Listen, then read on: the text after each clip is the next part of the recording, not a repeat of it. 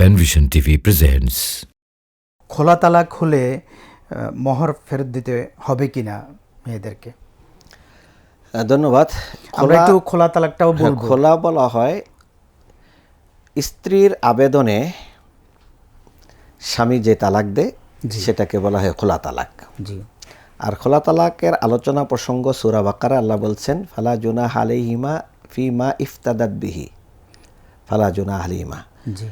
তিলকা হুদুদুল্লাহ। অর্থাৎ তালাকের আলোচনার লাস্টে গিয়ে বললেন যে তারা যদি স্ত্রী যদি কোনো বিনিময় দিয়ে স্বামীর কাছ থেকে নিজেকে মুক্ত করে নেয়, তালাক গ্রহণ করিয়ে নেয়, তাই লা জুনাহ, এটা দূষণীয় না। জি। কিন্তু বাংলাদেশের প্রেক্ষাপটে খোলা তালাকের সম্ভাবনা খুব কম থাকে। জি। কারণ আমরা নিকাহনামায় যখন সিগনেচার করি তখন কিন্তু আমরা স্ত্রীকে তালাকের অধিকার দিয়ে দিই। জি। এটাকে তালাকে তাহবিদ বলা হয়। জি। অর্থাৎ স্বামী যেই পাওয়ারটা স্বামীর ছিল সেই পাওয়ারটা তার স্ত্রীর হাতে অর্পণ করে ফেলে। অর্থাৎ আল্লাহ তালাকের অধিকার দিয়েছেন স্বামীকে। স্বামী বিয়ের সময় কিছু কন্ডিশন দিয়ে তার স্ত্রীকে বলে যে তুমি আমার কাছ থেকে তালাক নিতে পারবা যদি এই এই জিনিসগুলো আমি ভায়োলেশন করি। জি।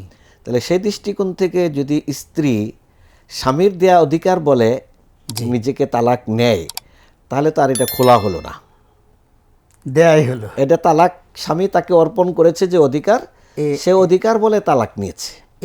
এই ব্র্যাকেটের এই তথ্যটা আমরা অনেকেই জানি না। জি, এটা এক।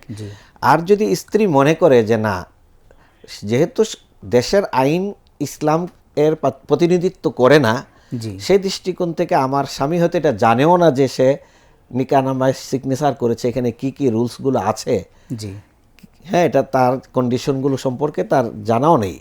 তো সেই দৃষ্টিকোণ থেকে স্ত্রী যদি বলে যে না, আপনার সাথে আমি ঘর সংসার করতে চাই না, আর সংসার করতে না চাওয়ার কারণগুলো স্ত্রীর অনীহা, অনীহাটা স্ত্রীর পক্ষ থেকে, সেই ক্ষেত্রে সে আল্লাহকে ভয় করে বলছে যে ঠিক আছে, আপনি আমাকে যে মহারানা দিয়েছেন সেগুলোকে আমি ফেরত দিয়ে হলো আমি আমার তালাক নিয়ে যেতে চাই।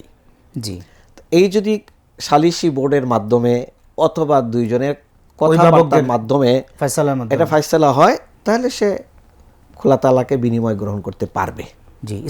স্ত্রী যেমন এই ক্ষেত্রে এক মহিলা এসে আল্লাহ রাসূল সাল্লাল্লাহু আলাইহি সাল্লামকে বললেন, ইয়া রাসূলুল্লাহ, আমার স্বামী খুবই ভালো মানুষ, কিন্তু তার সাথে আমার মনের মিল হচ্ছে না।